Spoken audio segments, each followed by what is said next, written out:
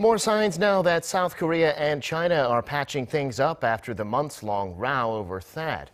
South Korea's Justice Ministry announced today that some Chinese citizens will be able to visit the country visa-free to encourage more people to come to next year's Winter Olympic Games in Pyeongchang. Our Lee Jung-yeon has more.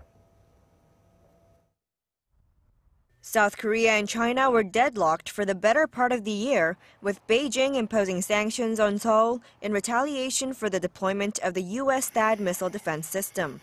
But an improvement in ties came more evident Thursday with the announcement by the South Korean Ministry of Justice. Starting December 1st through the end of next March, Chinese citizens meeting certain requirements will be able to visit the country visa-free for 15 days. This is to accommodate those coming around the time of next year's Pyeongchang Winter Olympic Games. Some of these requirements are that the applicant must be a Chinese citizen who's had a Korean visa issued in the last 5 years with a record of traveling in and out of the country.